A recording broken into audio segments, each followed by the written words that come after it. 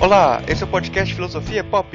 Eu sou Murilo Ferraz e aqui comigo está o Marcos Carvalho Lopes. Hoje a gente recebe o Lucas Margoni, graduado em Filosofia pela PUC do Rio Grande do Sul e fundador da Editora FI, e o Renato Mendes Rocha, professor da Universidade Federal do Cariri, doutorando em Filosofia pela Universidade Federal de Santa Catarina, com doutorado sanduíche na Australian National University. Esse é o nosso episódio número 29 e hoje falamos sobre filosofia do acesso aberto. Para comemorar o primeiro aniversário do podcast Filosofia Pop, nós lançamos uma campanha no Catarse para transcrever os 25 episódios desse período. Se você gosta do nosso trabalho e pode contribuir, acesse o site catarse.me/filosofiapop-transcrição e ajude nesse projeto. O link vai estar na descrição do post. Agradecemos os ouvintes: Adilbene Machado, que faz parte do nosso time de filosofia africana, Fernando Sussman, Felipe Antunes, Fernando Polheim, Jonathan Bassucci, Jabe da Silva, Brauli Rocha, Hugo de Oliveira, Fernando Ferri, Matheus Machado, Edson Rosentalski, Jana Steffen, Alexander Marques, Fabrícia Ribeiro, Stefan Rafael, César Rodrigues Carlos, Renato Rocha, que participa desse episódio com a gente, Felipe Ferrari, Roberta Hempel,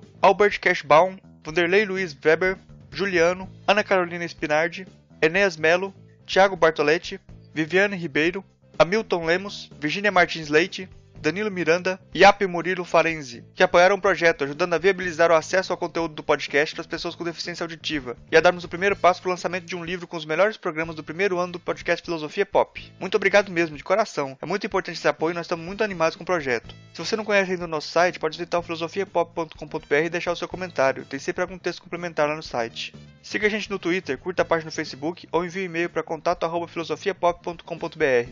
Assine o nosso feed para receber os episódios do seu celular assim que forem lançados. Se você não sabe como fazer isso, tem um guia lá no site para ajudar. No Filosofia Pop, a gente pretende conversar sobre temas filosóficos em uma linguagem acessível. A ideia é usar também referências culturais, como filmes, músicas ou programas de TV, para ilustrar alguns conceitos e dialogar com coisas mais próximas da gente. A cada 15 dias, sempre às segundas-feiras, a gente vai estar aqui para continuar essa conversa com vocês. Vamos então para a nossa conversa sobre filosofia do acesso aberto.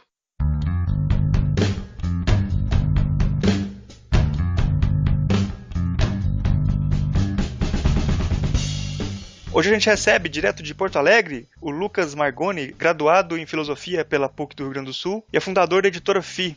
Gostaria de pedir para você se apresentar aí, para quem não te conhece, falar sobre quem é você, sobre o seu trabalho. Meu nome é Lucas e eu comecei em 2013 o trabalho com a editora, eu estava me formando no mesmo tempo. Eu tô aí agora ativo cada vez mais aí, aceitando o trabalho do pessoal. A gente também recebe hoje o Renato Mendes Rocha, direto de Juazeiro do Norte, no Ceará. Ele é professor da Universidade Federal do Cariri e doutorando em Filosofia pela Universidade Federal de Santa Catarina, com doutorado sanduíche na Australian National University. Eu peço para você também se apresentar aí para os ouvintes, para falar sobre você, o que você faz, com que você trabalha. Tudo bem. Olá a todos. É um prazer participar aqui desse episódio do Filosofia Pop. Bom, como o Murilo falou, eu sou professor recém-ingressado aqui na Universidade Federal do Cariri e ao mesmo tempo estou concluindo meu doutorado em filosofia lá na UFSC. Eu trabalho com lógica e filosofia analítica, estou escrevendo uma tese sobre temas de metafísica logicamente disciplinados, vamos dizer assim.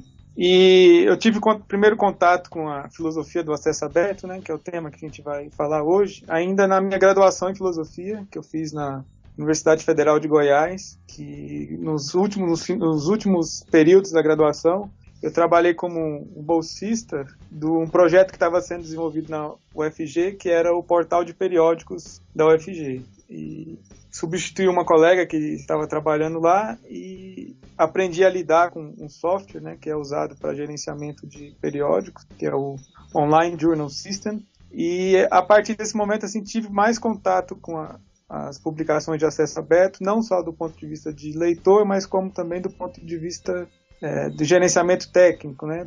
Tanto tendo contato com os desenvolvedores do software, como tendo contato com os editores dos periódicos científicos lá da UFG. A nossa conversa de hoje vai ser sobre filosofia do acesso aberto, e eu gostaria de começar perguntando para vocês o que é o acesso aberto. Acho que eu vou começar perguntando pro Lucas o que é o acesso aberto. Eu tive um período aí para poder dar uma olhada, o Marcos também tinha me apresentado já alguma coisa, e até, sinceramente, não tinha conhecimento a respeito do assunto. Eu já lidava com o tema, mesmo não sabendo propriamente do estudo que já tinha em cima dele, e o Marcos foi me apresentando um pouco mais, fui entendendo até onde eu poderia me encontrar em toda essa situação, né?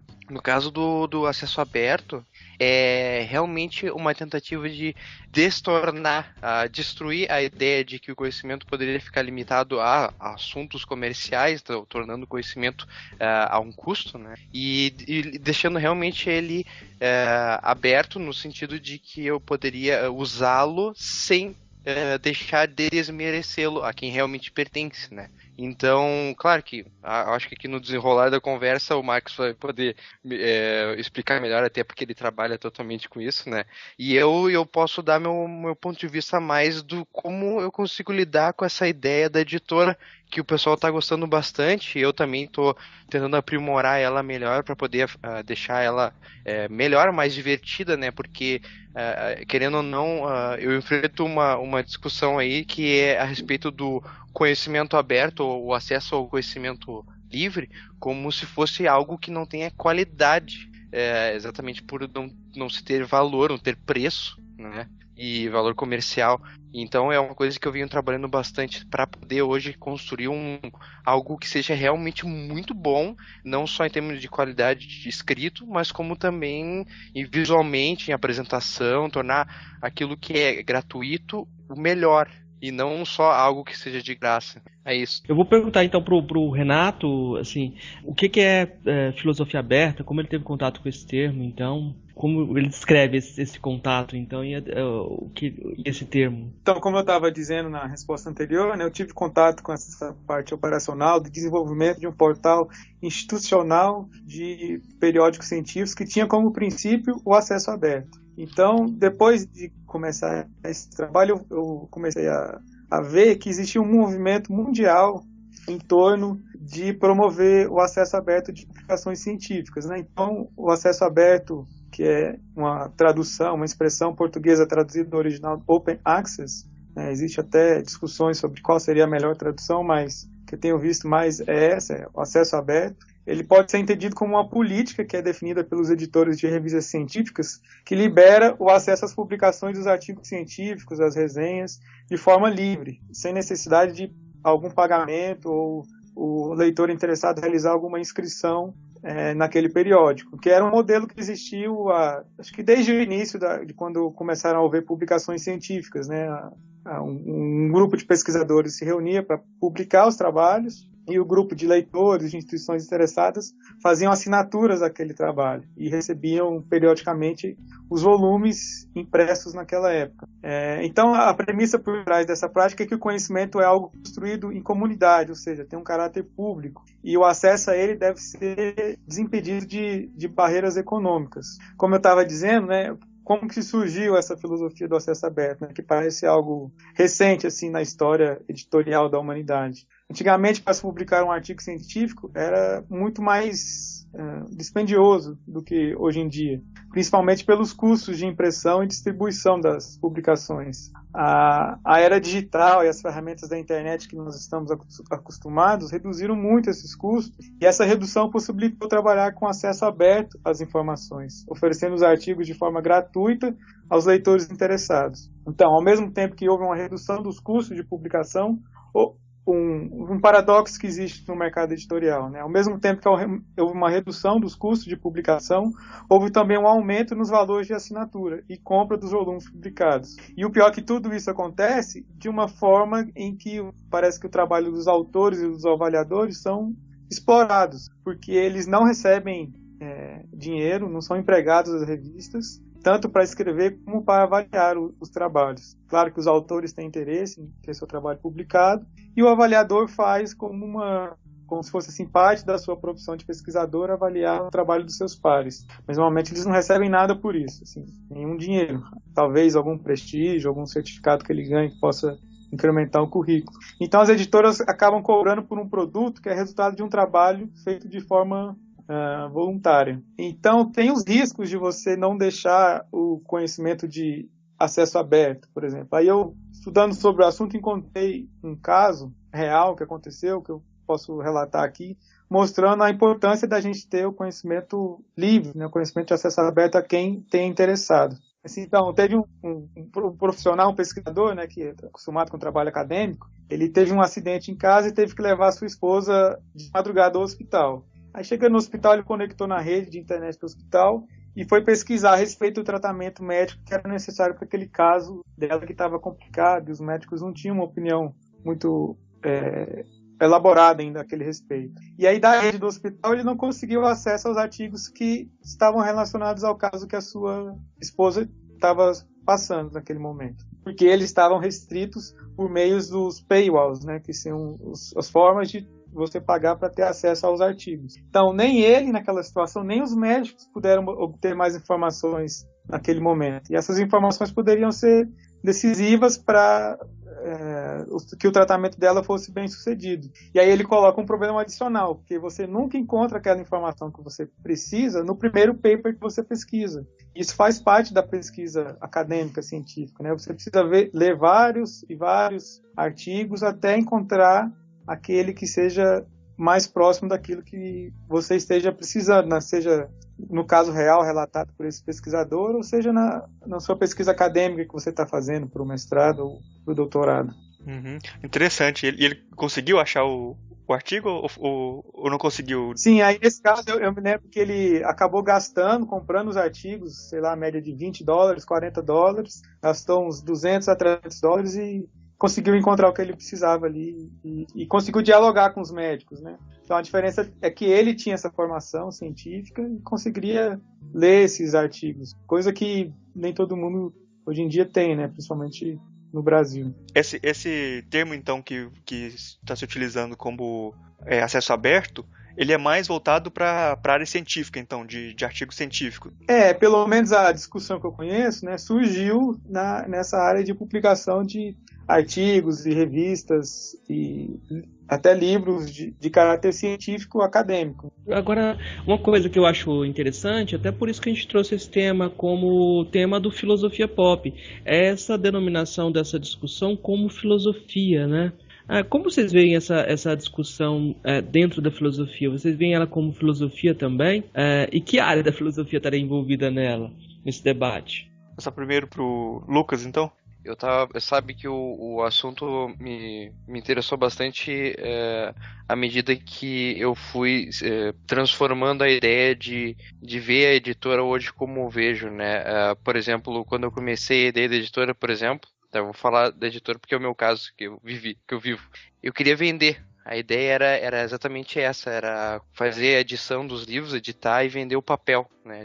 E ganhar em cima de papel. Mas eu me sentia muito limitado a enxergar isso nas pessoas. Elas ficavam receosas ou até mesmo não compravam mesmo. Eu disse assim, cara, por que eu não libero esses livros, deixo acesso ao livro para todo mundo e faço a cobrança só pelo trabalho da diagramação, né? Foi então que começou a chamar a atenção de alguns professores, né? Primeiro foi lá na Federal de Rondônia, tem alguns professores formados lá da PUC e hoje estão fazendo um mega trabalho, uma mega produção para lá.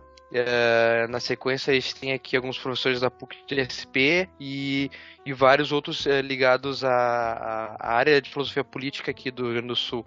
Eu tenho o professor Agemir, que foi meu professor também na graduação, e ele apostou bastante nessa ideia, construiu uma série com professores que tem aí do Brasil e mundo, né, todos referências. Então, hoje a ideia de enxergar a filosofia disponível gratuitamente, né, se torna muito mais gostoso de simplesmente pegar e abrir um arquivo, mesmo que seja um arquivo PDF, mas tenha uma apresentação legal, e ler ele, e eventualmente, se tu achar interessante, pegar e comprar o livro. Uma das coisas que eu vejo, por exemplo, o Renato, acho, da questão dos livros estarem, por exemplo, artigos científicos sendo vendidos. As universidades hoje, digo pela PUC ali, por exemplo, eles pagam para grandes editoras liberarem acessos não só a capítulos de livros como artigos, né? Então, se tu tu é aluno da instituição e tu paga para a instituição ela repassa isso, ela paga para dezenas de editoras internacionais famosas, né? Brasileiras não, porque eu nunca vi uma editora brasileira ainda fazer esse sistema.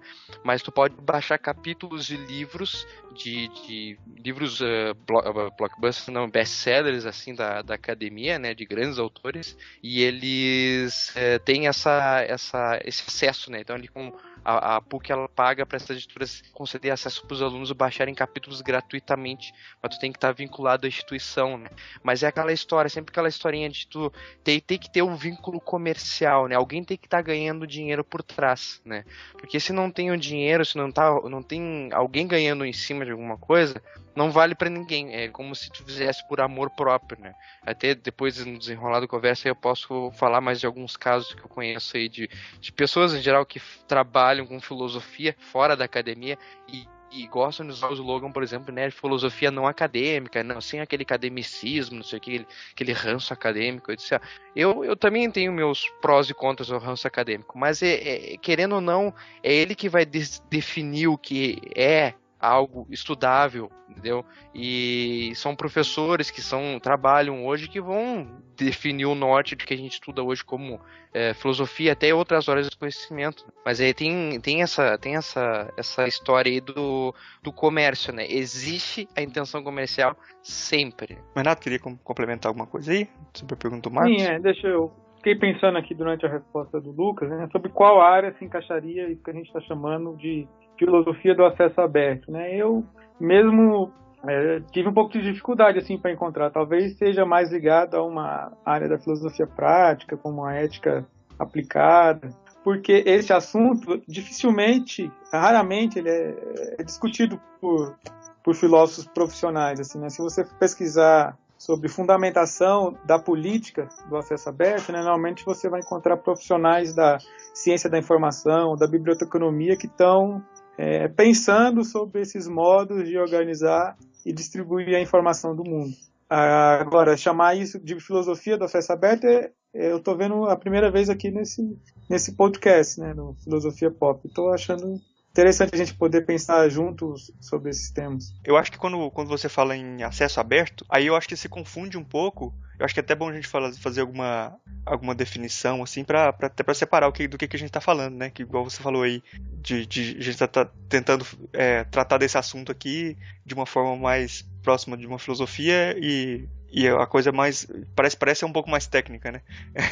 Então, assim, eu queria que você fizesse uma diferenciação se tem alguma coisa a ver ou se é muito diferente do acesso aberto, de software livre, Creative Commons, domínio público, essas coisas que a gente sempre ouve falar como coisas assim livres e o que não são livres. Ou, se você sabe falar sobre isso, assim, delimitar o que é o Open Access, o acesso aberto pra gente, perguntar pro Renato primeiro. Certo, eu posso falar assim, são termos que são de fato bastante semelhantes, né? A gente vê constantemente, eles estão interrelacionados, aparecem no mesmo produto. Por exemplo, um portal de periódicos, ele tem a filosofia Open Access, acesso aberto, é produzido com software livre e os seus artigos têm licença Creative Commons, né, um tipo de copyleft, que também tem acesso, são publicações de domínio público, vamos dizer assim. Então, esses termos estão interrelacionados, mas existe uma diferença entre eles. Seria uma diferença técnica. Então, vou falar um pouco de cada um. O Open Access, então, é essa política a respeito de acesso ao conhecimento. É isso que a gente veio falando. A crença de que o conhecimento ele é público e a produção do conhecimento ela nunca acontece isoladamente com um indivíduo apenas.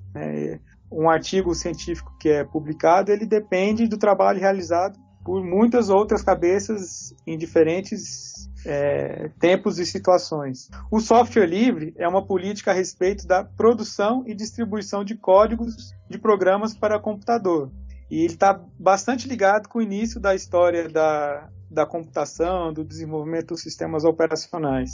Então, o que acontece? Geralmente, as iniciativas de acesso aberto fazem uso do software livre, porque da mesma maneira que se quer ter um acesso ao conhecimento científico livre, se pode priorizar por usar iniciativas de código aberto também, né? São códigos, sistemas computacionais que dão base para aquelas publicações de acesso aberto. Isso talvez até o Murilo possa explicar um pouco melhor, porque ele se formou na área de computação.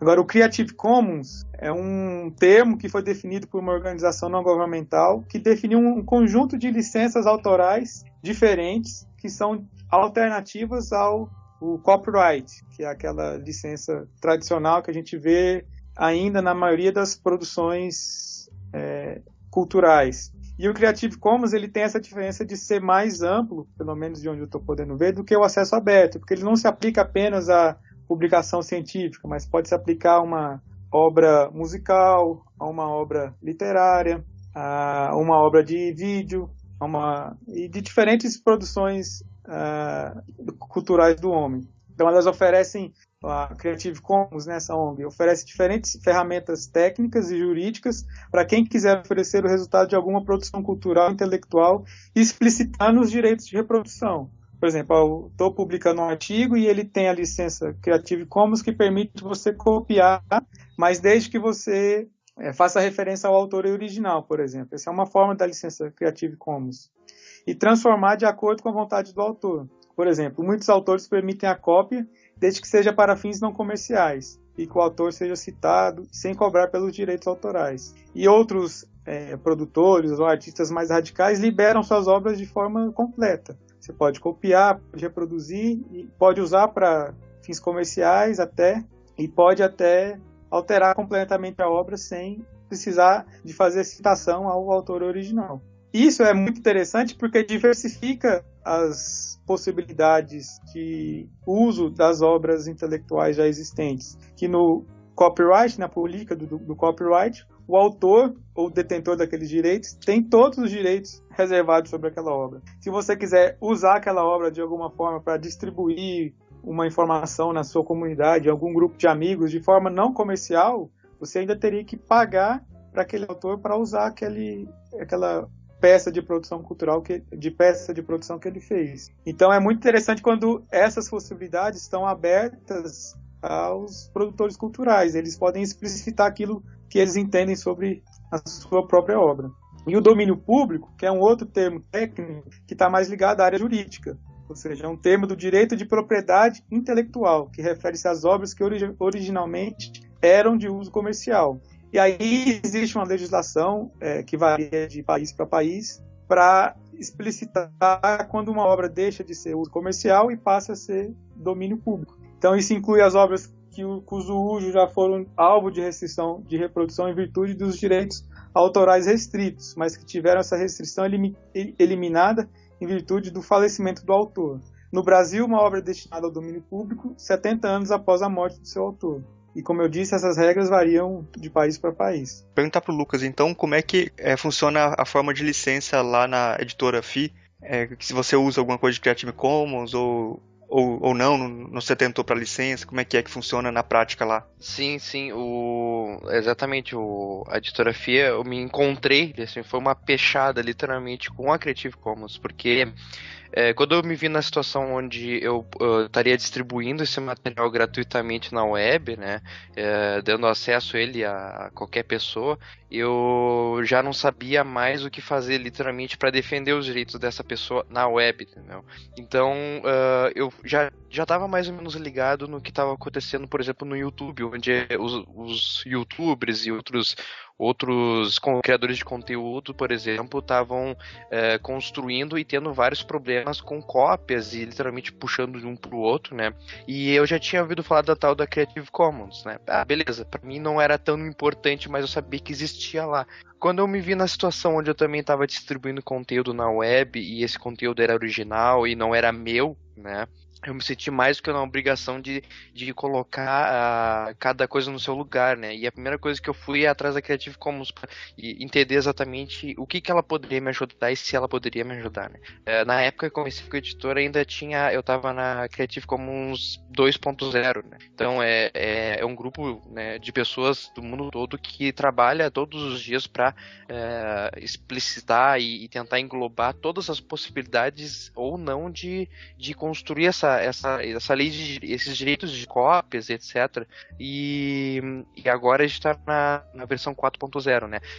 Tanto a Creative Commons, eles têm um site preparado hoje para explicar em muitas línguas, português brasileiro, muito bem explicadinho, como funciona e que tipo de lei se aplica no caso de cada conteúdo criado. No caso da editora FI, seria o 4.0 compartilha igual, traduzindo para o português brasileiro, que seria um tipo de conteúdo que se distribui, fazendo atribuição, no caso, referência para aquele que está sendo citado, né, sendo copiado, e que aquele conteúdo que está sendo copiado seja exatamente aquele e não seja remixado. Né?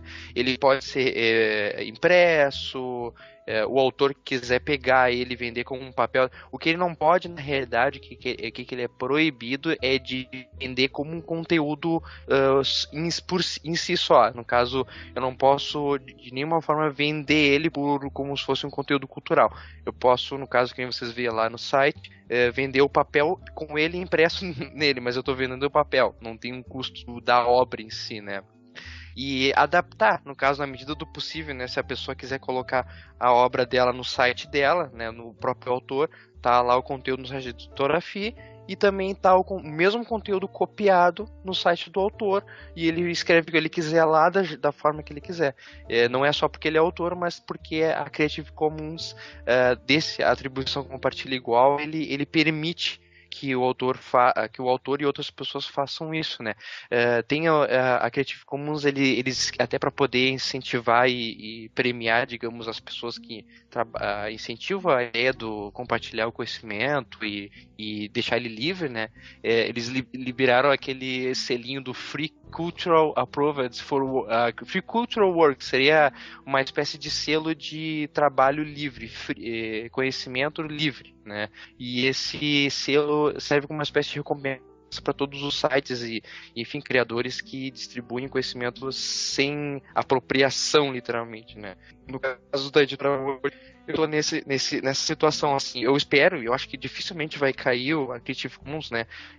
Já está muito bem consolidado no mundo, né? E a ideia é que cresça cada vez mais, as pessoas venham a aderir a essa ideia de criar conteúdo e serem valorizadas financeiramente falando, né? Tenham um retorno, mas ao mesmo tempo esse conteúdo seja gratuito para que as pessoas possam se entreter, estudar, principalmente no nosso caso aqui, que seria conhecimentos, tratando de literatura científica, né? Que seria um prol humano, digamos assim, as pessoas realmente trabalharem para o conhecimento humano aumentar, né? E se questionar, tem que ser essa situação. No momento que tu limita e vende o teu conhecimento para que outras pessoas tenham que pagar, que nem o caso ali que o Renato contou, né?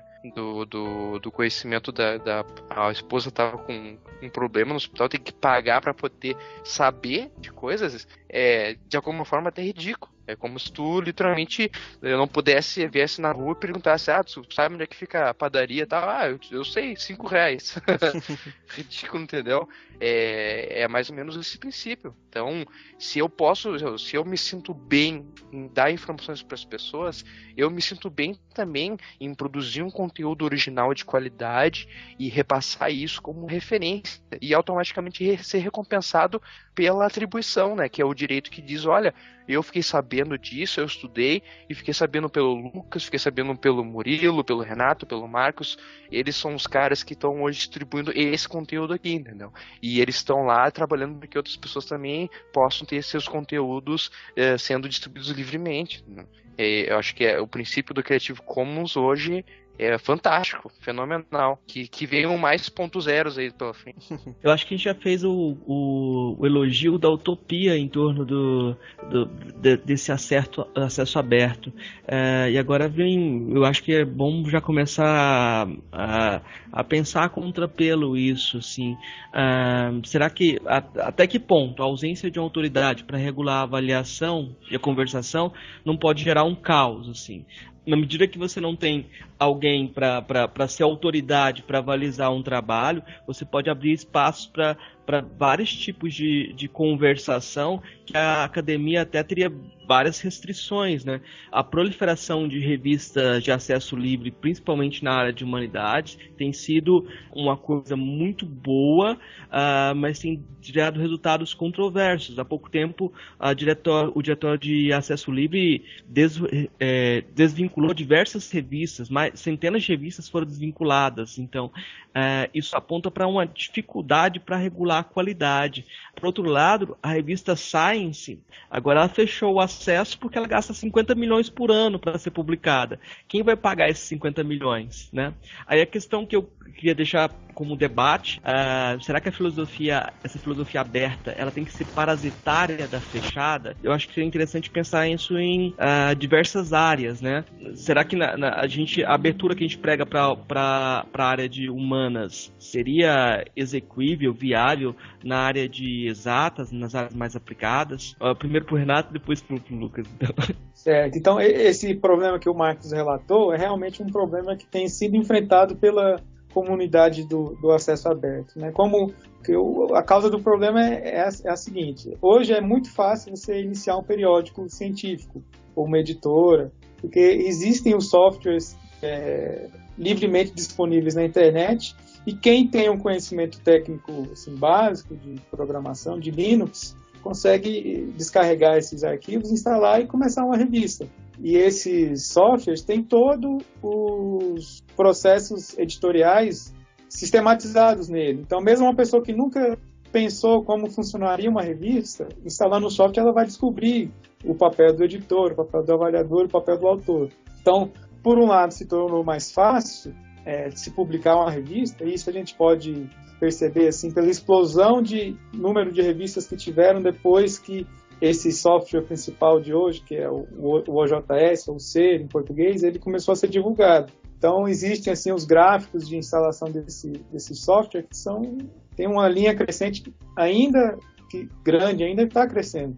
Então, por um outro lado, apesar do aumento da quantidade, se perde, obviamente, o aumento da qualidade, se perde a qualidade nas publicações, porque quem já teve oportunidade de trabalhar com o processo editorial vê que é um trabalho bastante difícil, porque você depende de uma equipe para realizar cada uma das tarefas, seja um profissional qualificado para avaliar aquele artigo, seja um profissional de letras para fazer a revisão do português, um profissional do design para fazer a diagramação. Então tem uma série de tarefas que podem ser realizadas de forma amadoras ou podem ter suas etapas puladas no processo editorial. E o que é um dos princípios da publicação científica? Que aquele trabalho seja avaliado por pares. E quais são os pares? São os colegas, os outros profissionais daquela mesma área em que o artigo está sendo produzido. E essa avaliação, ela exige tempo e exige um conhecimento de alguma forma, de uma certa forma especializada.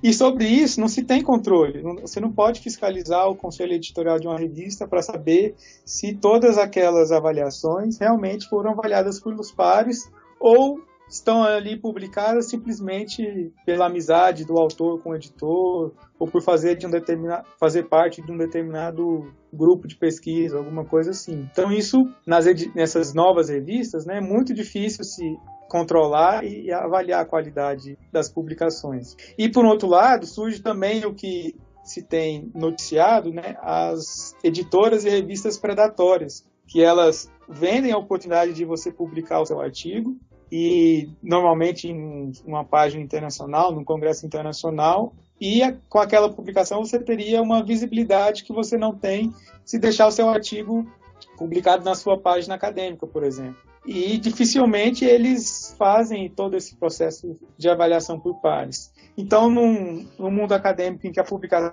é mais valorizada, né, quando a gente tem, por exemplo, aquele ditado publique ou pereça, se você não publicar, as suas chances de ingressar numa carreira, num concurso público, numa seleção para doutorado ou para mestrado são menores.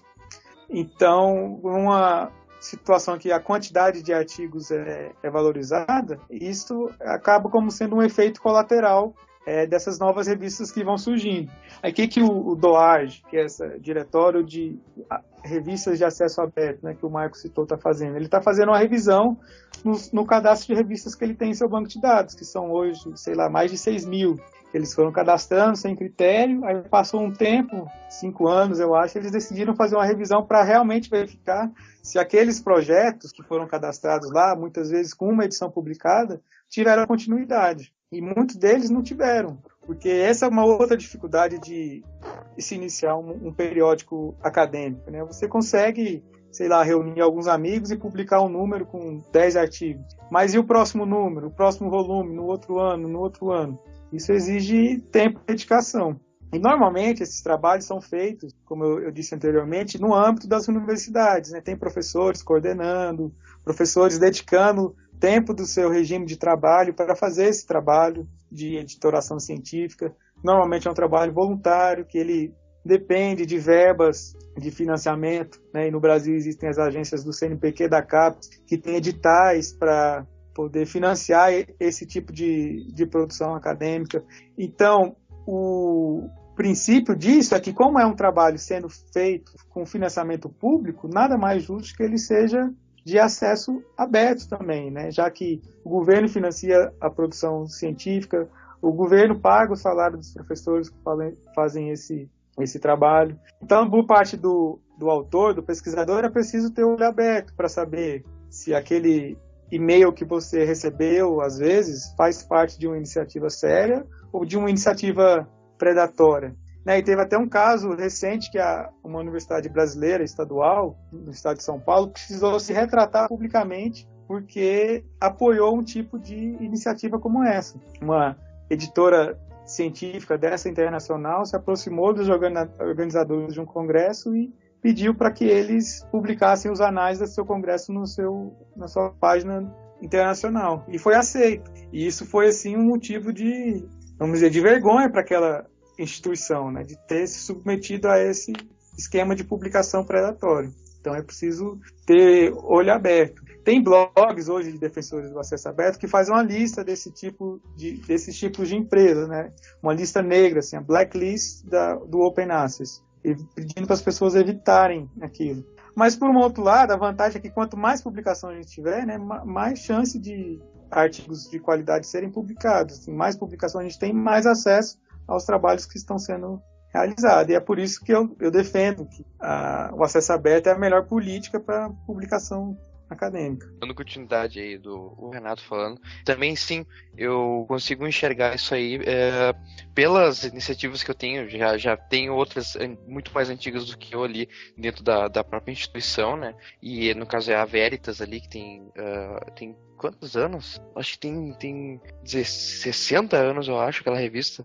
É muito antiga, eu até fiz um logo para eles de comemorativo para poder colocar na edição especial de 60 anos. Então, não só é algo tradicional, muitas vezes, para a instituição manter aquele tipo de publicação, mas também novas plataformas de publicação de revista. Esse tipo de plataforma que o Renato explicou, eu acho que eu conheço, eu já vejo, é um padrão, né, de publicação de revista entre várias instituições. Tu vê que até o sistema de links ali no superior, o menu superior é igual, etc. E eles liberam os artigos, cada artigo fica separado um do outro, né? Não é uma coisa só. Depende, na verdade. Isso, a Vex, a Intuitio, que são revistas aí do Rio Grande do Sul, todos usam esse sistema. É assim, exatamente, e é aquele sistema ali, eu pessoalmente já entrei, já olhei várias vezes, né, e até para tentar fazer uma referência em algum momento, respeitar o trabalho de pessoas que já estão há mais tempo nesse mercado, né, que é um mercado, querendo ou não, e uma coisa que eu sempre senti falta é a questão estética, sabe, dos materiais apresentados, sabe? Porque tu tem, querendo ou não, tu tem uma relação com o leitor. Quem está produzindo está pensando se aquele material que está sendo escrito está sendo bem entendido, né? Pelo menos é a minha preocupação quando eu escrevo. E ao mesmo tempo do professor saber se aquele material ele é algo aceitável, né? Porque daqui a pouco o cara tá viajando na maionese, ele tá se achando o máximo, mas tá escrevendo um monte de bosta. E ainda tem a preocupação do editor ou da revista, né, que tá ali trabalhando, que são poucas que eu vejo assim, que tem realmente um editor que trabalha só na diagramação, só na produção pro site, etc. Muitas vezes é que a gente falou mesmo, é o próprio professor que coloca tudo online, ele se vira no que ele pode, né, no tempo que ele tem para fazer isso aí, e fica bem aceitável, fica um material bem legal. Mas, querendo ou não, no fundo, quem vai consumir aquele conteúdo, que não necessariamente é material, não é o pessoal da academia, é de fora da academia também, gostaria de ter algo mais divertido, digamos em mãos, algo mais gostoso de ler, não só na parte da diagramação, mas também em capa, referência, mostra para uma pessoa que tem essa questão do status, né, do acadêmico estar lendo um livro de pessoa X ou Y, né, que já está inserido no mercado editorial há muito mais tempo. E também tem a outra questão, que é a demanda de assunto, que existem, por exemplo, agora o CAPES-CNPq, que auxiliam financeiramente vários grupos de pesquisa pelo país todo, em várias instituições. E aí eu vejo lá pela lista do CAPES, acho que é do CAPES, tem um Sucupira, se eu não me engano, né? Que tem uma lista de grupos de pesquisa e se tu pode cadastrar o teu grupo ou não. E tem grupos, assim, ó, que eu vejo que tem poucos pesquisadores, mas tem e está sendo financiado, e tem outros grupos que tem muito mais, né? Então tu tem, por exemplo, eu sou da epistemologia, eu tô formado em filosofia da mente, mas eu, sempre amei epistemologia, e tem na área da epistemologia, tem muito jurista, tem muito gente da área do direito que consome esse tipo de literatura, sabe?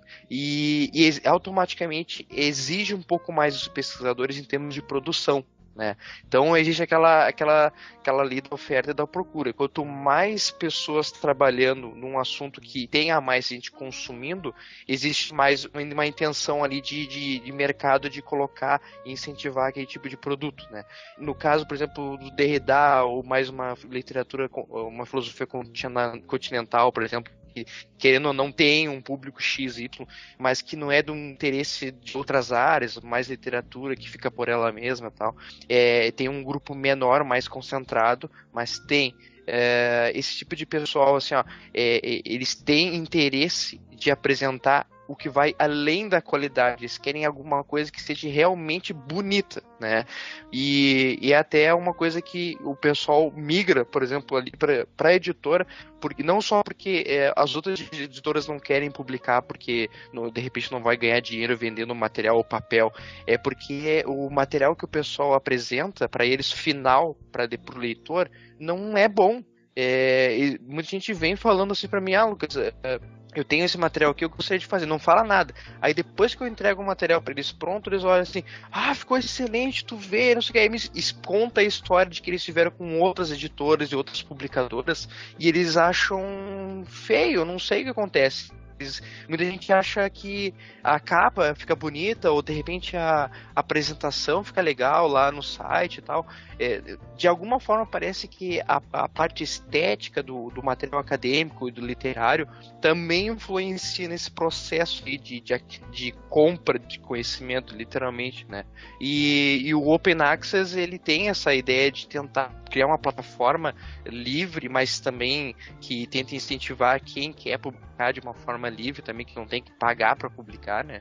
E isso, de alguma forma, ter em quantidade, perde-se um pouco de qualidade e de estética. Fica um padrão muito igual. Eu vejo, aí voltando ao assunto lá do site, que tem da Veritas, da Intuito, isso. São duas plataformas super antigas, muito bem consolidadas, tem uma nota, uma avaliação pela CAPES alta, né? Seria a mais lá, não sei qual é a pontuação, e eles têm essa avaliação para poder colocar num currículo Lattes, por exemplo, vale bastante para eles. É uma questão de antiguidade, já está mais tempo no mercado, mas eu aposto, sabe, em grandes, em pequenas editoras hoje que estão querendo fazer um tipo de trabalho bonito para apresentar para os leitores, acima da simplesmente pontuação, acima de estar já dentro daquele padrão de publicações, entendeu? Vou continuar nessa linha de provocações ao Open Access também, que eu acho que tem também um outro questionamento, que é qual que é a vantagem para quem está financiando o projeto de financiar alguma coisa que vai ser aberto, porque o cara está pagando. Uma empresa, por exemplo, que está financiando uma pesquisa, ela teria interesse de manter os resultados daquilo lá fechados para eles utilizarem depois e explorarem aquilo comercialmente, né? Qual que é a vantagem para eles que seria para manter isso aberto? Certo, então esse é um problema interessante. Então a gente tem esses dois modelos de financiamento de pesquisa, né? E que no Brasil praticamente a gente tem hegemonia de um desses modelos, que é o financiamento público de pesquisa. A gente ainda tem poucas empresas de iniciativa privada empregando cientistas, empregando pesquisadores, desenvolvendo pesquisas em seus laboratórios. O que eles normalmente fazem é aproveitam a estrutura que já existe de uma universidade pública e financiam a compra de um equipamento, ou a construção de algum prédio naquela universidade, para se valer do recurso humanos que está empregado ali, né? Professores, bolsistas. Então, eu não vejo problema nenhum em um contexto de pesquisa, né? Por exemplo, que existe em alguma grande empresa nos Estados Unidos que tem seus próprios laboratórios de pesquisa, que eles não querem divulgar as suas pesquisas internas ali para o público mais aberto, né? Porque eles têm claros interesses comerciais em relação a isso. Mas, de alguma forma, né, um dia essas patentes que eles registraram, elas vão ter acesso ao público quando seus produtos forem lançados. E, inevitavelmente, se for um produto de destaque e tem algum apelo revolucionário, eles vão ser copiados pelas outras empresas de concorrência.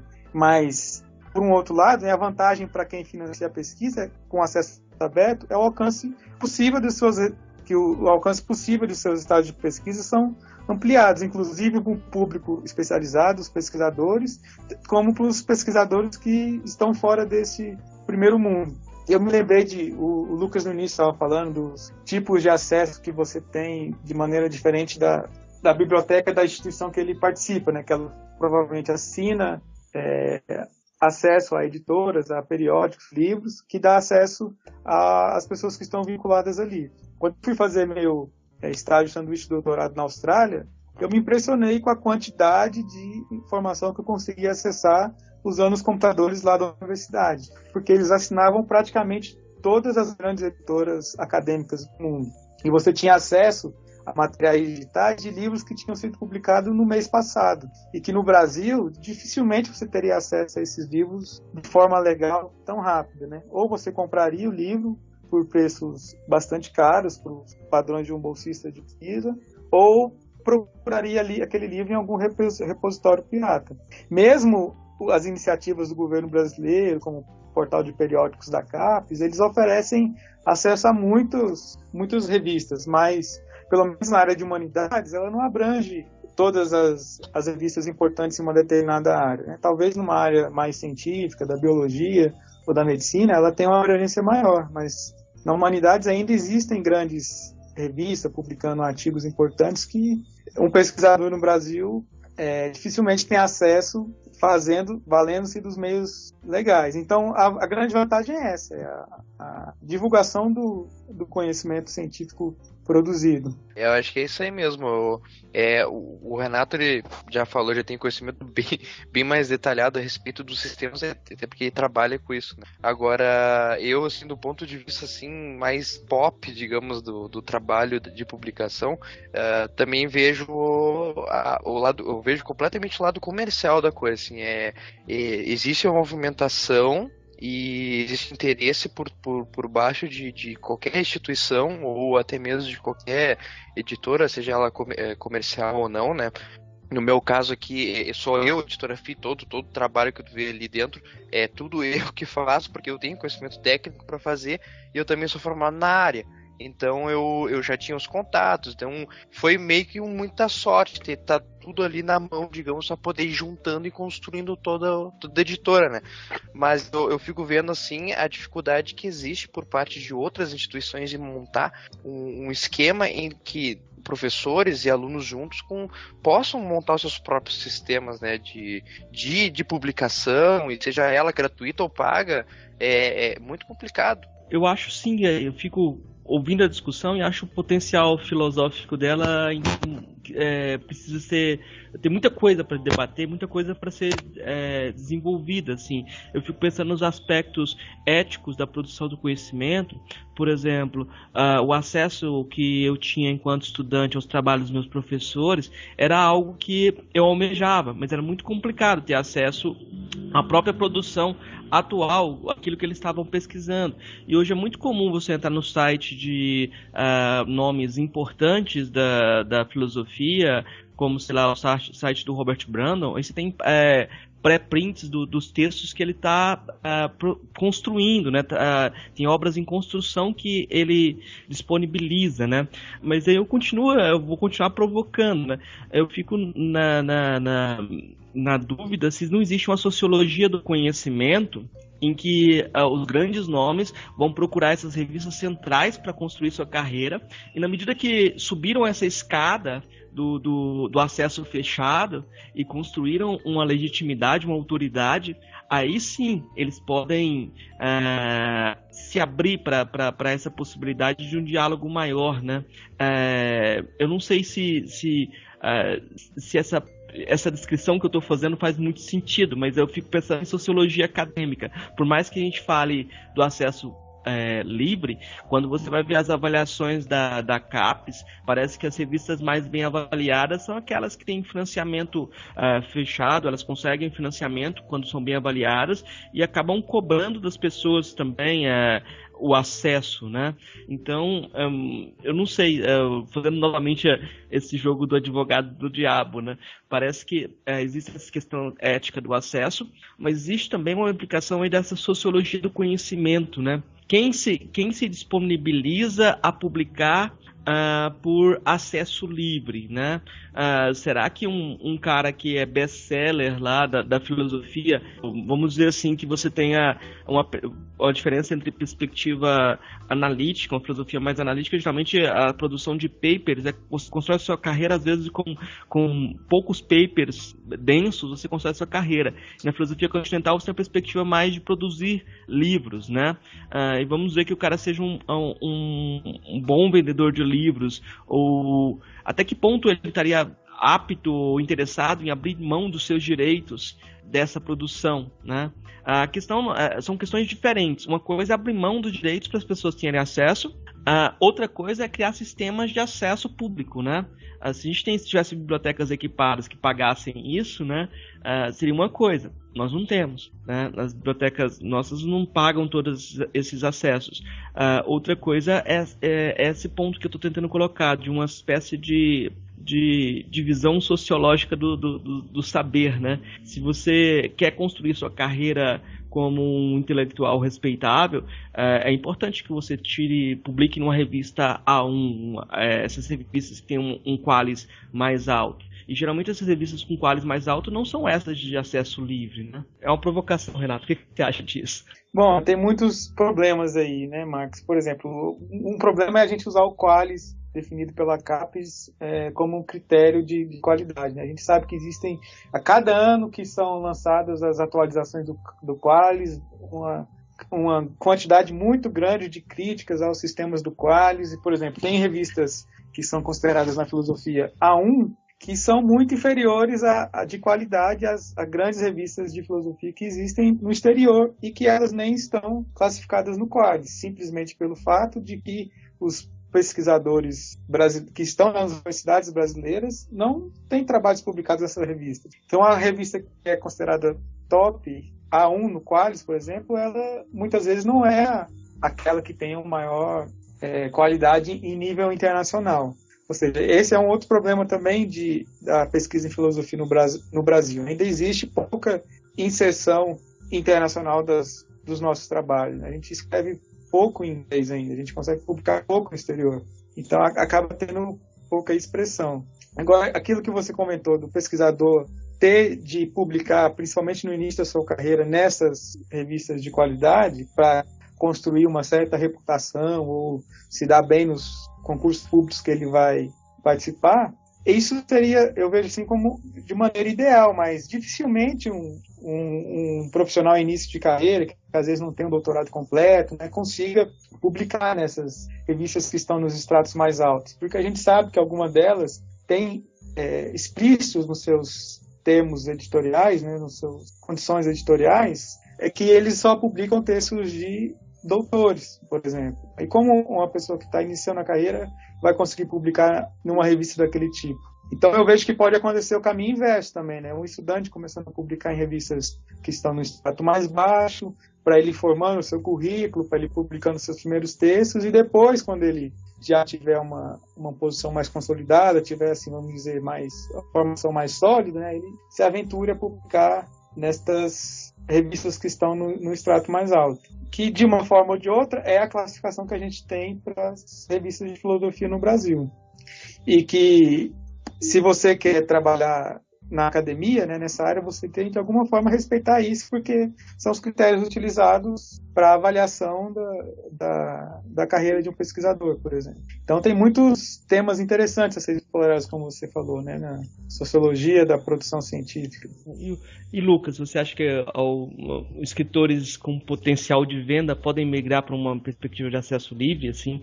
Você acha que ou a gente vai ficar parasitário disso, assim?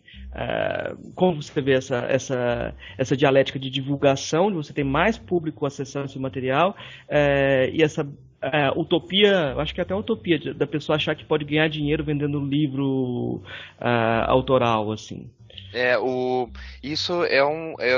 Os próprios autores já me respondem todos os dias, que eles vêm em mim para poder falar exatamente isso. Lucas, eu quero publicar contigo porque o meu livro esgotou lá na editora X, que publicou para mim alguns anos atrás, e eu cheguei para eles e eu estou precisando de mais livros para poder distribuir para meus alunos ou para, sei lá, para alguma rede de amigos que está interessada, porque eu estou discutindo agora esse tema e tal.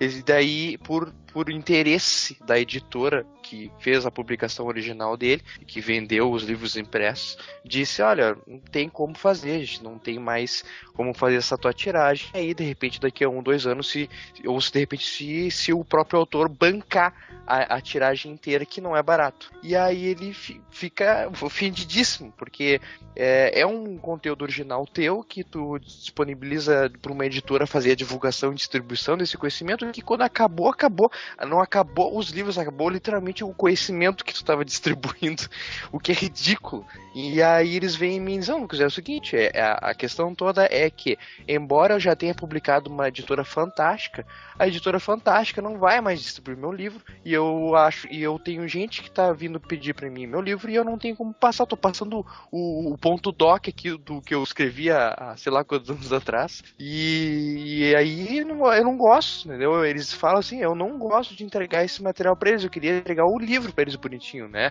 para eles poderem ler. E é uma brincadeira que, no fim das contas, eles se sentem prejudicados por não poderem fazer a distribuição deles corretamente, né? Sobre a sociologia do conhecimento, como tu falou, eu acho que todos vocês, se vocês trabalham com isso aí, sabem muito bem que é uma politicagem toda por trás. Então, a avaliação qualis A1, B, etc., é muita politicagem. Eu trabalho dentro da PUC, eu vou falar mesmo aqui, azar se alguém lá de lá escutar.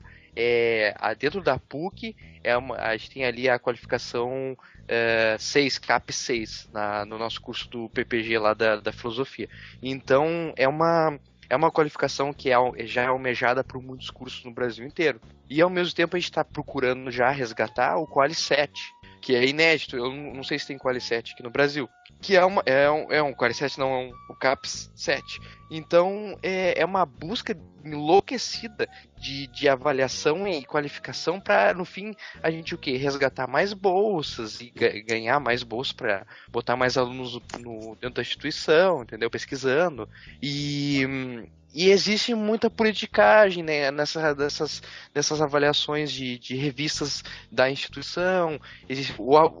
avaliar um texto das humanas, né, um texto das humanidades, é muito complicado, porque vai depender do ponto de vista de quem tá lendo. Imagina só o cara que é o avaliador de uma Qualis da vida, um CAPES aí, dizer pra revista que ela é uma A1, sendo que o cara não concorda com o que está sendo publicado ali, por exemplo, ou porque não é da área dele. Então, tipo, é extremamente relativo a sistema de qualificação aí.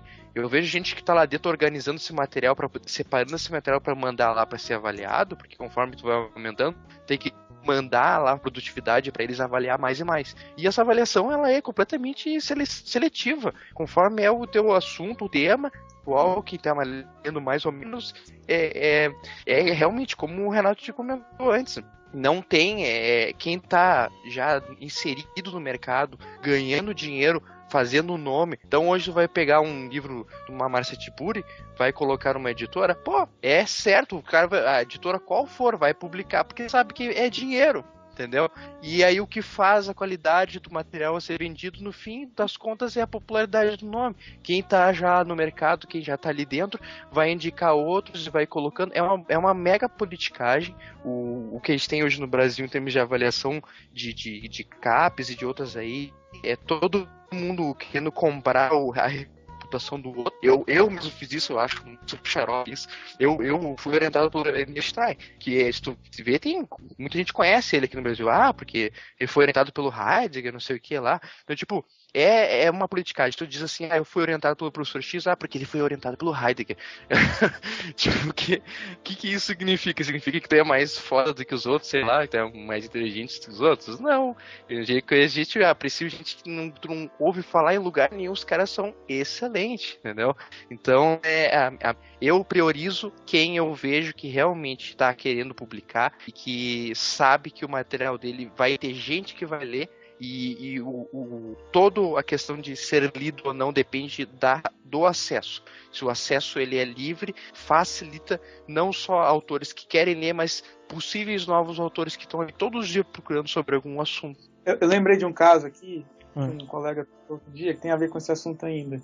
É um dilema que ele estava vivendo, porque ele teve um artigo aceito num journal importante, publicado pela Springer, e ele é uma das pessoas que defende o acesso aberto às publicações científicas. Só que aquele journal, ele não tem acesso aberto para todos os artigos, mas ele tem uma opção, que eu acho que é chamada Green Open Access, que você pode disponibilizar o seu artigo de forma aberta no meio de outros artigos disponibilizados de forma fechada. Só que a contrapartida é que o autor tem que pagar uma quantia, acho que no caso dele era $2.500, para ele poder ter o seu artigo disponível de forma livre naquela revista.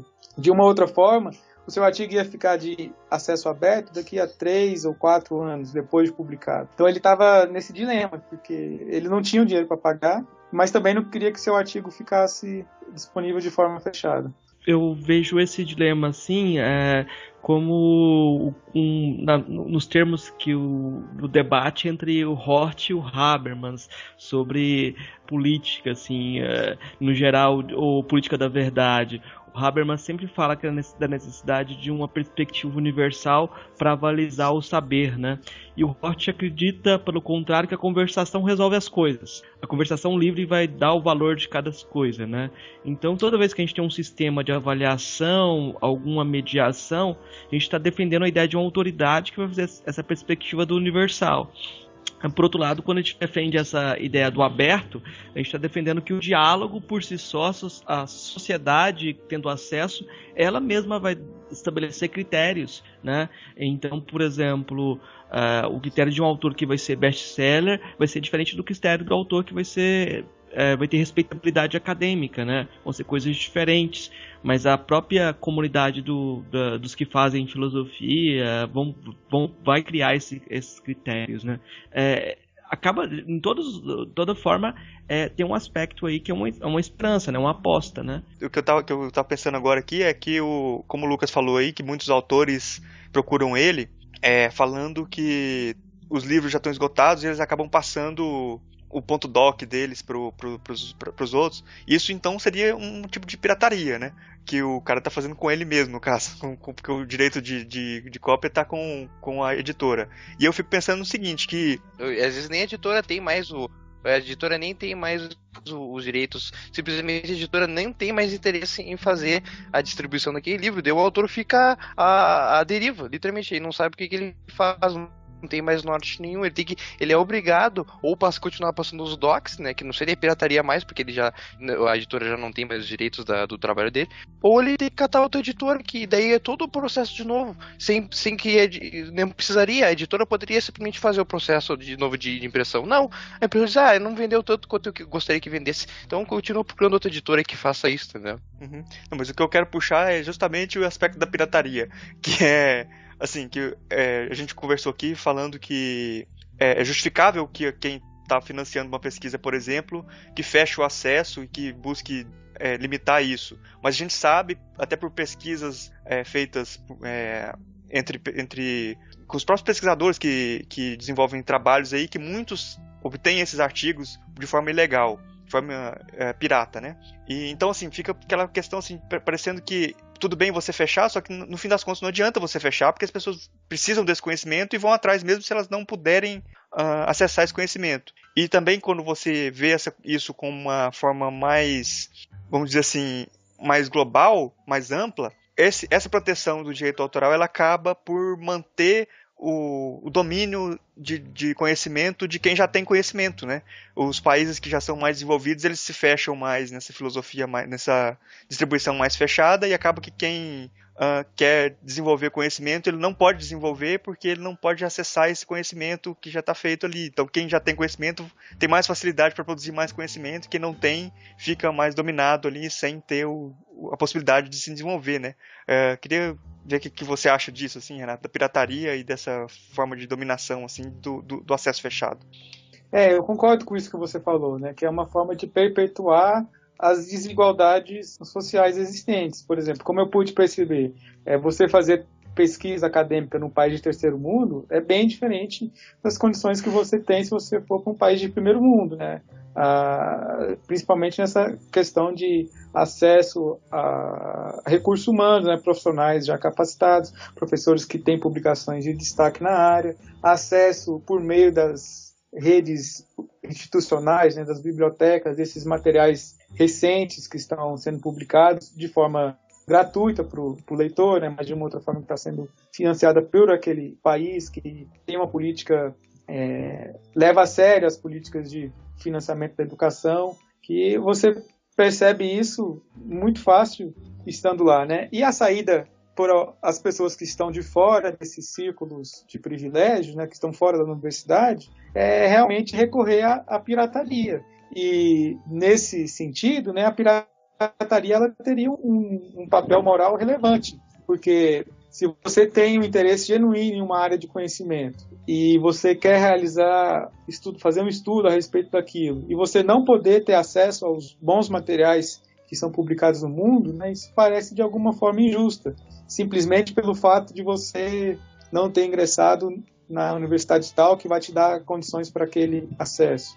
Então, essas práticas que são chamadas de pirataria, né, elas vêm para reduzir essas desigualdades. E esses tipos de práticas incomodam muito essas grandes editoras. Por exemplo, a JSTOR, a Elsevier, a Springer, porque a verba que eles movimentam são muito grandes. Assim, cifras de milhões e milhões de dólares. E são dinheiro que eles recebem diretamente das instituições, majoritariamente, né, das universidades estrangeiras, que gastam muito dinheiro para manter esse círculo de privilégios. E nesse assunto, eu gosto sempre de lembrar daquele estudante americano, o Aaron Swartz, que ele foi um dos pioneiros em desenvolver uma forma de liberar o acesso desse conhecimento que estava fechado. Ele tinha um acesso institucional lá no MIT, em Massachusetts, e programou um código em que ele conseguiria baixar todo o acervo de uma dessas grandes editoras, acho que foi da JSTOR.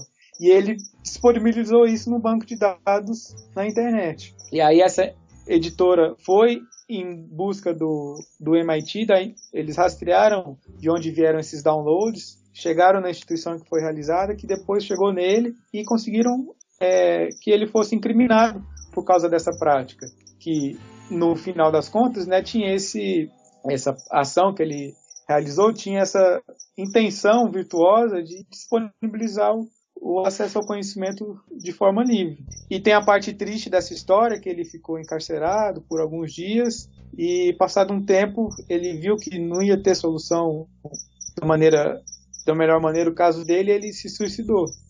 Um rapaz tinha 20 e poucos anos, assim. É bastante triste lembrar dessa história, mas ele acabou sendo conhecido, né, por conta dessa atitude que ele teve lá. Ele deve ter achado injusto ele, lá no MIT, tendo acesso a todo o conhecimento de bom que estava sendo produzido no mundo, enquanto que ele passasse pela porta da universidade, ele já não teria mais conhecimento. Então é uma restrição muito grande que existe. Ele é a Antígona da pirataria, né? Tipo, ele resolveu ser ético, ser justo, apesar da lei, né? Vamos lá. Primeiro quero agir de forma justa, ou dá pra comparar ele, brincar com ele com essa história como se fosse uma história trágica no sentido que você contou, mas que mostra esses limites do comportamento ético, né?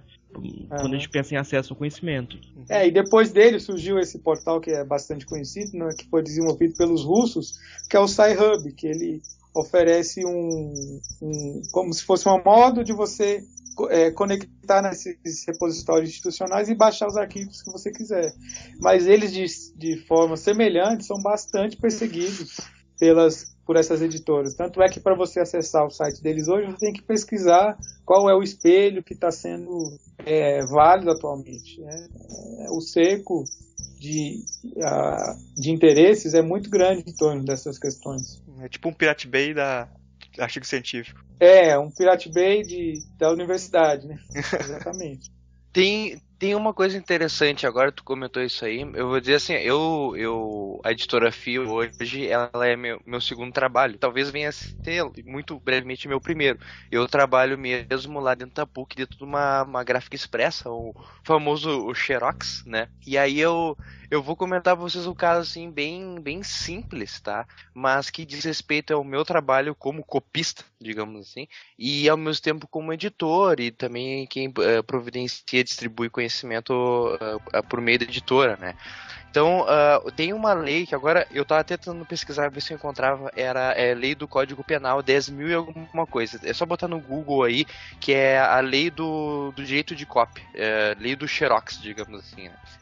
Essa lei, que tá escrita hoje, ela é válida no Código Penal, ela diz respeito à cópia do livro, cópia de um livro, de um material que teria direitos autorais, não poderia ser copiado, associado pela ABDR. E aí a gente supostamente não poderia fazer cópia.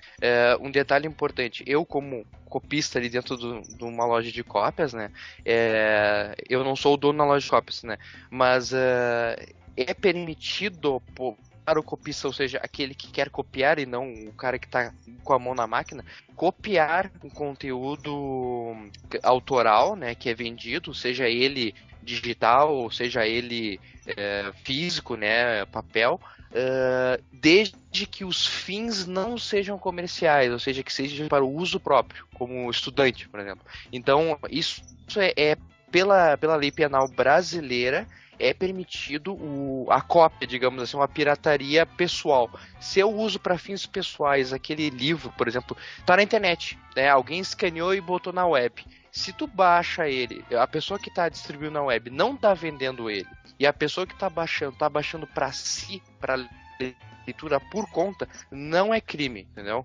Então, não seria pirataria. Seria simplesmente um improvement, digamos assim, um aperfeiçoamento da distribuição digital de um livro que é comercialmente vendido. Esse livro, pode incomodar editoras comerciais porque tu está impedindo que elas vendam no papel. Ok, perfeito. Essa é a intenção do livro comercial, é tu vender papel. Ou até de repente o PDF, que eu acho um absurdo vender PDF. Agora até uma curiosidade, se tu entra no site da Livraria Cultura, tu encontra lá a seção de livros e-books, e daí tu tem alguns livros que não são do Brasil, e eles colocam ali em cima livro e-livro, ou livro digital importado, tipo e-book importado. Aí tu pensa assim, cara, o cara importou um PDF, como é que se importa um PDF, sai de um país pro outro? é uma burocracia em termos de legislação tão grande que eles são capazes de botar que o PDF é internacional.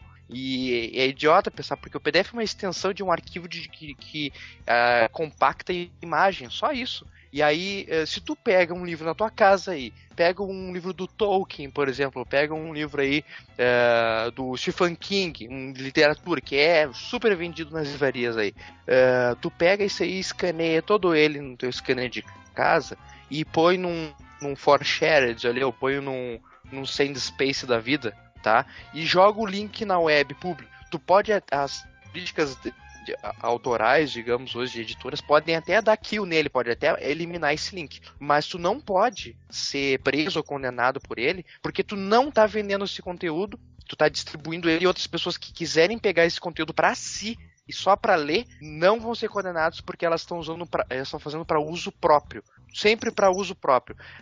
Quem usufruir desse conteúdo para venda é que vai ser condenado e vai ser criminalizado, né?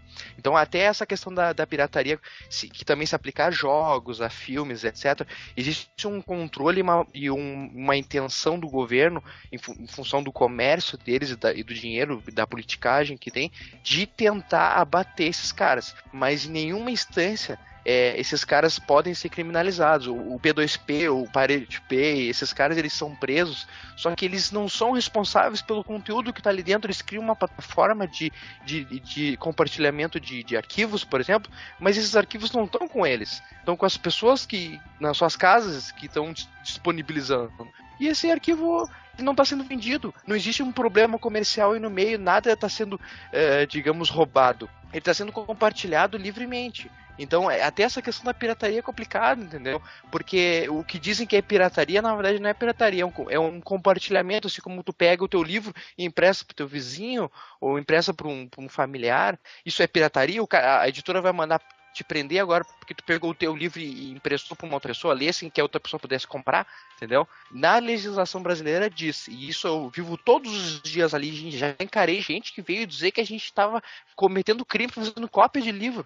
Eu disse, o copista é o cara que vem no balcão e diz, eu quero uma cópia desse, e a gente tem uma placa impressa lá na parede dizendo assim, olha, sobre a lei 10.000, não sei o que agora, desculpa mesmo, eu não sabia o número certinho, do Código Penal, é permitido a cópia integral desde que seja para uso ou fins de uso próprio e não de venda comercial, entendeu? Só isso. Eu queria ressaltar aqui que nós não somos aqui especialistas em legislação, né? Então a gente pode estar errado também, né? Eu acho que a lei já não está incentivando ninguém aí a se alguém for acusado de alguma coisa, não vem procurar a gente falando que a gente falou que podia copiar, não, porque a gente não é. Acho que a lei fala que a reprodução em um só exemplar de pequenos trechos para uso privado do copista, desde que feita por este sem intuito de lucro. Que pode ser feito. Nem de pequenos trechos, integralmente. Pode fazer a cópia integral desde que para o uso próprio. Ah, sim. Bom, o problema é que, assim, essa coisa da lei é bastante complicada se a gente for entrar em questões legais, porque sempre você pode ter uma interpretação da lei que não sei o que vai implicar em alguém infringindo a lei aí nesse aspecto, né? Então, você usar um artigo outro que refuta o artigo outro. Exatamente. A gente tem tantos códigos que se sobrepõem que é super melindroso, né? A gente tá vendo aí, no Brasil tá nessa judicialização aí toda, a gente tá vendo que o negócio é bem complicado. Falar de direito no Brasil é complicadíssimo. Aí no final eu vou indicar um podcast aí de um pessoal de direito, que aí são nobres bacharéis mesmo, que tem conhecimento de causa sobre o assunto, e eles esclarecem esses assuntos, e no podcast eles falam que não faz sentido esse negócio de direito autoral, não. Bom, você quer colocar mais alguma coisa, Marcos, pra gente encerrar? Eu acho que a gente já tem um tempo. A discussão é super válida, assim, pra gente ir pra além daquela dedicatória pra CAPES. Toda tese no Brasil, o cara vai lá e agradece a CAPES pela bolsa, e tem que agradecer mesmo porque estudou numa instituição pública. A gente realmente não tem instituições, são poucas instituições privadas de pós-graduação, e na maioria dos casos a pessoa estuda como bolsista, né? Chega, publica, termina o trabalho é colocado, engavetado, colocado lá encadernado e colocado lá na instituição e ninguém mais tem acesso. e no máximo que a pessoa faz é colocar uma notinha lá no agradecimento, agradecendo a CAPES. Não, eticamente eu acho que é necessário a publicização disso, até para o desenvolvimento, o incremento da qualidade das instituições de pesquisa, né? Algumas instituições já estão cobrando isso, né? A liberação para distribuição por parte do autor, mas acho que isso deve ser uma espécie de obrigação, a contraparte. Você é financiado por instituições públicas, aquele material que você produziu tem que ser acessível para as pessoas, né? Não faz o mínimo sentido esse fechamento, principalmente dessas obras que têm o financiamento público, né? Se nós conseguíssemos que isso fosse regra, já teríamos um grande avanço, né, em termos de acesso de material de qualidade, né? Já aconteceu de entrar em contato com alguém que fez uma tese e eu queria conhecer a sua tese. Pergunto para a pessoa fala, não, se você quiser, você pode ir lá no departamento, na USP, e pedir para você olhar, pode ir na biblioteca da USP e pedir o exemplar. Então, isso a pessoa mesmo talvez não acredite na qualidade daquilo que produziu, né? E mais do que nunca, agora a gente está num momento em que as pessoas têm que publicizar e tem que ser avaliado publicamente. Espero que, se esse programa servir para algumas instituições, algumas pessoas levantarem essa bola, já valeu a pena. Só um comentário nisso que o Marcos falou, né? No Brasil, não sei se é mantido pela CAPES ou pelo Ministério da Ciência e Tecnologia, a Biblioteca Digital de Teses e Dissertações. Eles fazem uma varredura nos repositórios institucionais das universidades, no site das bibliotecas, e cadastram os trabalhos acadêmicos defendidos naquela instituição, tanto as dissertações de mestrado como tese de doutorado. Então eu vejo que esse cenário já vem mudando, assim, 5, 10 anos para cá. Que antigamente as teses ficavam depositadas apenas em papel, na universidade onde ela foi produzida, e o acesso restrito a quem poderia ir lá, né?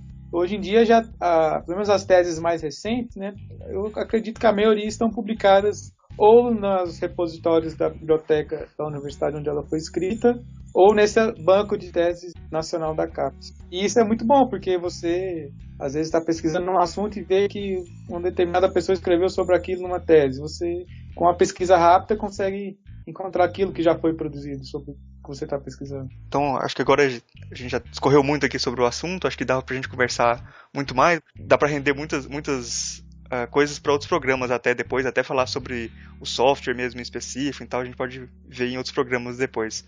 Acho que a gente pode passar para as indicações, né?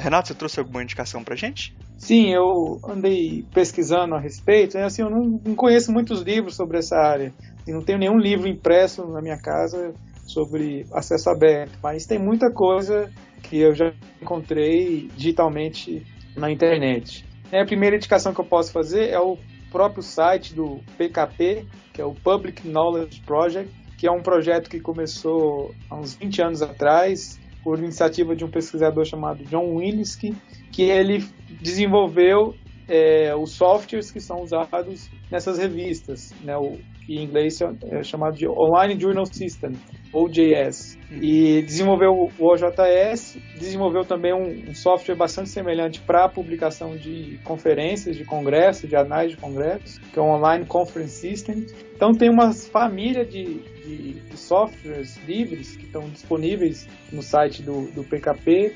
Para quem quiser conhecer, pode baixar e usar. O endereço é pkp.sfu.ca. Ele está hospedado na St. Fraser University, no Canadá. E eles têm publicado, além de divulgar os softwares, né, eles têm publicação de notícias, tem um blog sobre acesso aberto, sobre as últimas novidades na área. Tem um outro livro de um pesquisador estrangeiro, é o Peter Suber, que é uma pessoa que também está escrevendo sobre acesso aberto. Ele teve um livro publicado recentemente pela editora do MIT, chamado Knowledge Unbound, Conhecimento Ilimitado, numa tradução rápida, livre para o português. E o subtítulo é Escritos Selecionados sobre Open Access. Então foi uma coletânea de textos que ele publicou de 2002 a 2011 sobre esse assunto que a gente está discutindo hoje. E ele é um professor de filosofia. Bacana. Não me lembro agora em qual instituição que ele está.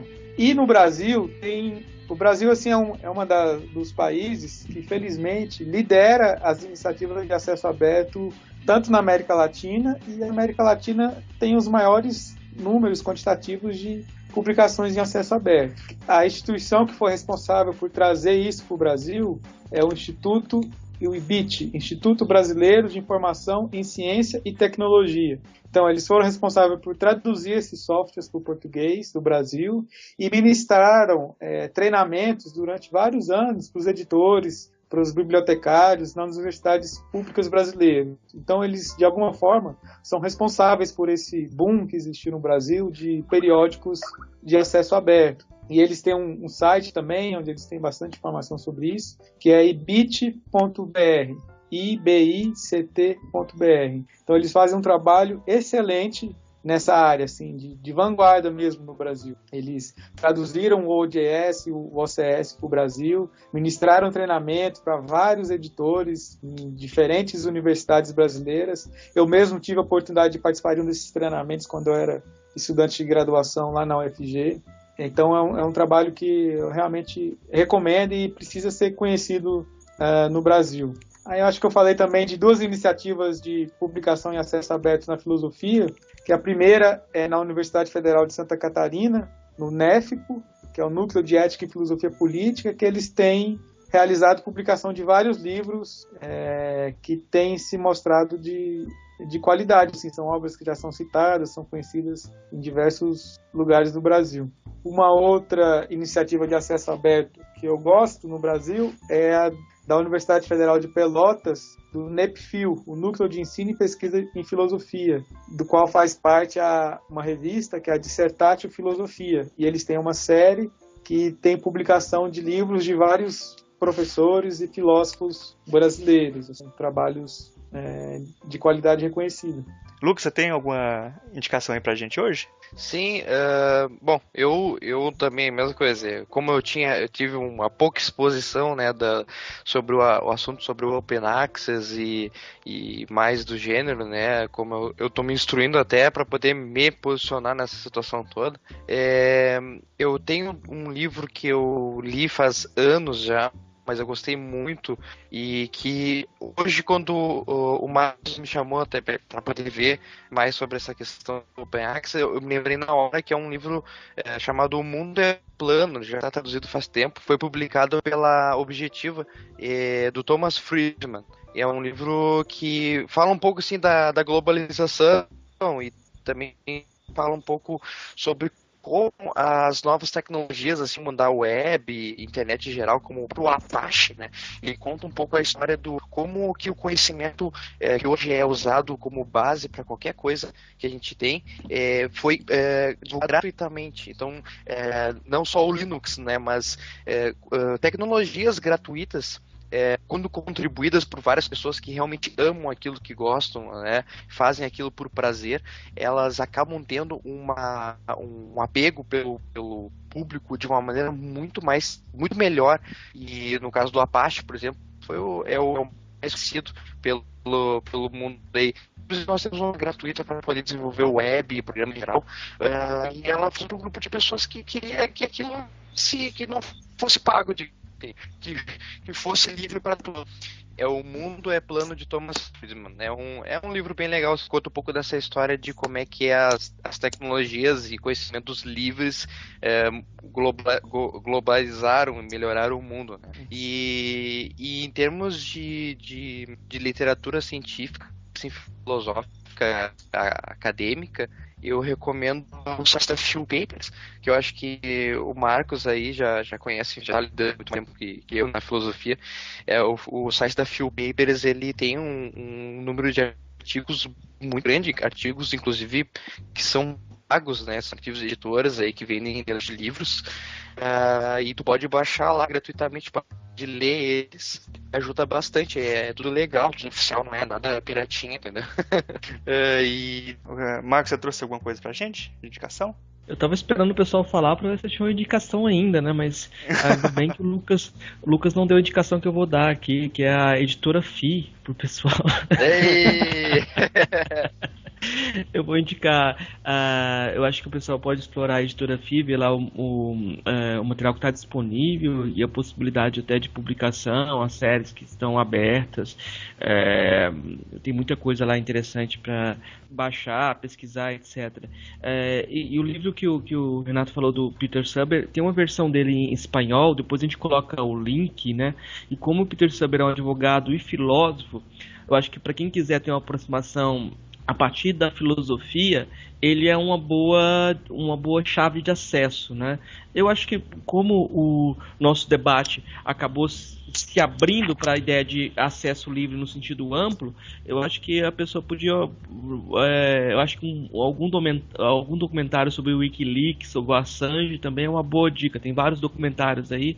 Eu acho que convém dar uma olhada nessa ideia de acesso à informação no sentido amplo, né? É isso. Certo. Murilo, eu lembrei de mais uma indicação, que é o site culturaacademica.com.br, que é um selo editorial da editora da Unesp, que é uma editora de qualidade reconhecida no Brasil, tem publicações excelentes, que eles fizeram esse selo para publicar livros em PDF disponíveis gratuitamente. Aliás, não livros só em PDF, mas em outros formatos também, digitais, pub e tal. Então não tem um catálogo assim muito grande ainda, mas tem bastante coisa boa lá. Bacana, massa demais. Bom, eu como sempre aqui eu indico mais podcast, né? Eu vou indicar aqui o episódio 4 do podcast Salvo o Melhor Juízo, que é do Thiago Hansen, lá ele é formado em Direito, ele é professor de Direito também, e o episódio 4 é em parceria também com o Ankara lá do Visualmente, esse episódio, chama A Selfie da Macaca, Autoria e Direito Autoral. E lá eles discutem sobre a parte legal, assim, de direito autoral, e meio que chegam à conclusão de que não faz muito sentido você restringir esses direitos autorais hoje em dia. E também um outro episódio que eu quero indicar é o Anticast 233, Partido Pirata, Cyberativismo e Direitos Autorais. É o Anticast lá do Ivan Mizanzuki, que esse episódio ficou muito interessante também nessa questão assim, de direitos autorais, discutindo sobre o acesso, como é que funciona essa parte, até a parte mais do Partido Pirata, até que eu tinha um cara do Partido Pirata lá falando, foi bem interessante. Bom, a gente está chegando aqui no final do programa. Eu queria agradecer muito aí o Renato e o Lucas por ceder esse tempo. Abrir espaço também agora para vocês falarem qualquer coisa aí que vocês quiserem divulgar, alguma coisa, qualquer coisa que vocês quiserem para finalizar, né? Inclusive divulgar trabalho, fazer algum jabá, qualquer coisa. Começando com o Lucas aí, o Lucas quiser fazer suas palavras finais aí no programa. Gente, vocês têm que publicar na editora FIB. Não, que isso. Tipo, obrigado aí pela oportunidade, o Murilo, o Renato, o Marcos aí pelo Filosofia Pop, né? Tipo, eu tomei conhecimento depois que eles vieram procurar a editora FIB, né, pra publicar o material. Eu sempre fui muito fã de podcasts, então, tipo, eu sempre escutei o Jovem Nerd e alguns outros paralelos, né? E sempre curti muito a ideia de poder ter um áudio para escutar e muita informação, sabe, pro dia a dia, de poder. Então, quando eu fiquei sabendo que tinha um podcast pra filosofia, eu pensei, fantástico, porque tipo, liga o útil ao agradável em todos os aspectos. Então, eu escutei um ou dois, não pude escutar muitos outros, né, já tem vários podcasts aí.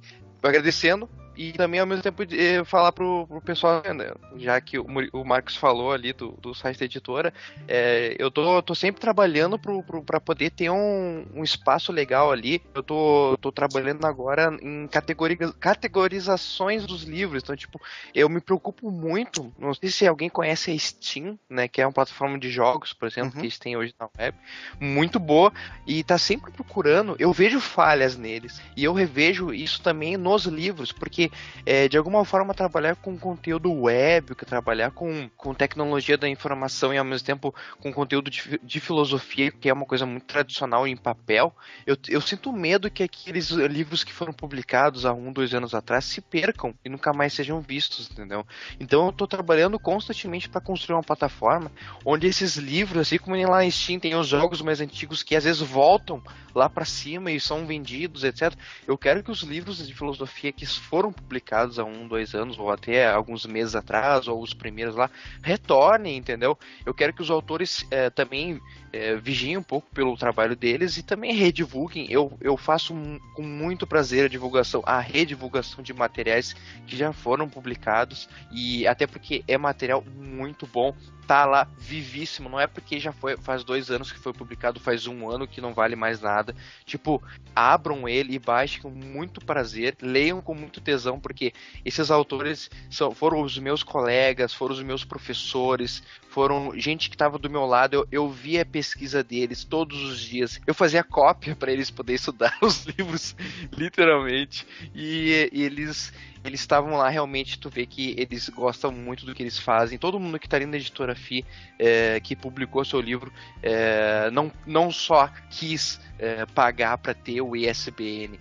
não, eles apostaram realmente no meu trabalho no começo, onde não tinha nada, e eles viram que eu queria realmente apresentar o material deles bonito, legal, assim, para que as outras pessoas pudessem ler. Então eu acho que as pessoas, eu tô sempre, sabe, vendo as pessoas lendo e agradecendo lá na página do Facebook, né, a gente tem as curtidinhas e tal, tem poucas curtidas, mas eu sei que quem curte, tá seguindo, se importa e realmente lê os livros e realmente tá acompanhando o material que é disponibilizado. Eu faço assim, eu faço pensando em um filme. Então tá ali agora, vai sair inclusive fazendo um jabá pro Marcos, aí vai sair um livro do Marcos com o professor Rony, que é um livro sobre filosofia e religiosidade brasileira, e é um livro que eu tô tratando como se fosse um filme, entendeu? Um filme de Hollywood, vai saindo agora, e eu quero que vai ser uma campanha, vai ser uma mega publicação, vai ter várias capas diferentes para quem contribuir para poder o livro sair. Então, tipo assim, eu tô trabalhando a 1000 para poder fazer um material único, de que literalmente não é um livro, é um filme, quase como se fosse uma mega publicação extraordinária. Eu realmente quero que as pessoas entendam que um livro não é só um escrito que tem que ler parágrafo, não.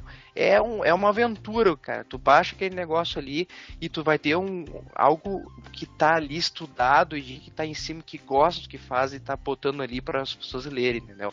É isso. Certo.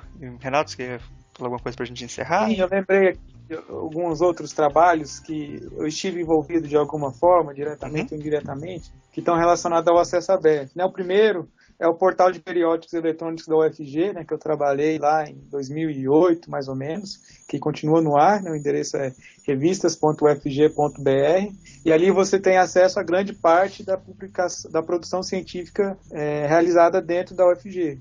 E semelhante a esse portal da UFG, existem outros em outras universidades federais do país. Um outro que eu gosto muito, que é da universidade que eu ainda estou vinculado, que é o portal de periódicos da UFSC. O endereço é periódicos.ufsc.br. Tem revistas muito boas lá também.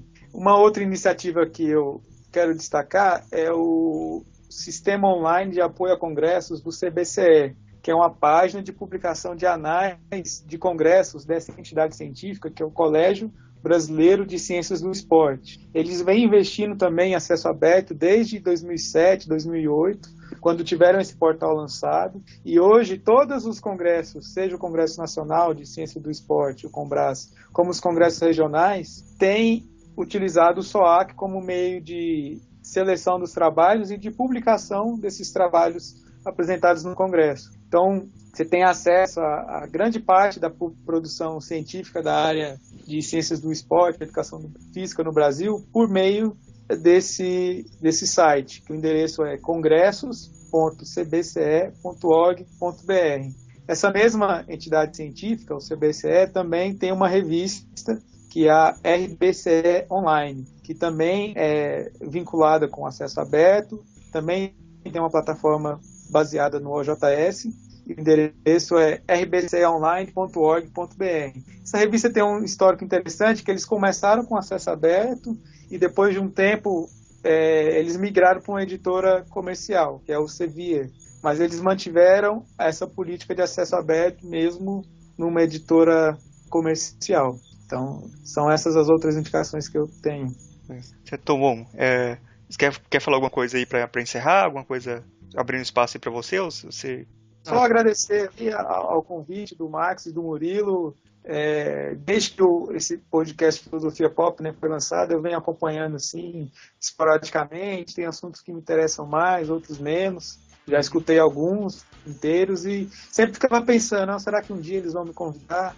Qual será o tema que eu poderia falar, né, no Filosofia Pop, que normalmente são temas marginais aos temas acadêmicos, mas que também têm a sua relevância. E aí me surgiu esse convite para falar de filosofia do acesso aberto, gostei bastante. E fazer o convite para vocês também conhecerem a região do Cariri, aqui no interior do Ceará. Então, tem a Universidade Federal do Cariri, onde eu estou trabalhando, tem bastante gente motivada a iniciar uma nova universidade federal aqui no interior do Brasil, né, esse processo de regionalização do conhecimento. Isso aí, um abraço aí para vocês. Obrigado aí a participação de vocês, foi muito legal a conversa e falar para vocês aí que tá aberto também o espaço aqui para falar até de outras coisas mais hard aí que a gente tava querendo, de falar de lógica, essas coisas. Eu acho que a gente tem interesse também de procurar gente aí para falar. Eu acho que o Renato trabalha um pouco com isso também, né? Eu gosto bastante de lógica, assim, foi uma área que me interessou desde o início do curso de filosofia e venho estudando a respeito, né, fazendo pesquisa. Pois é, a gente pode falar disso aí depois. Bom, agradecer a vocês aí pelo papo, foi muito bom o programa aí. E, bom, até mais aí pra vocês. Obrigado aí pela presença. Eu peço para você que está ouvindo comentar no nosso site, o filosofiapop.com.br. A participação de vocês é muito importante, é o que dá força para a gente continuar o nosso trabalho. Se você quiser, pode mandar também um e-mail para contato@filosofiapop.com.br. Lá no site a gente coloca todas as referências citadas aqui no episódio e também os links para as nossas redes sociais e página no Facebook. Se você quiser ajudar a gente, você pode compartilhar os episódios com os amigos e também avaliar no iTunes. Isso ajuda muito a gente subir na classificação deles e trazer muito mais ouvintes. Você também pode contribuir com a nossa campanha no site catarse.me/filosofiapop-transcrição. O link vai estar no post. Obrigado a todos e daqui a 2 semanas a gente está de volta.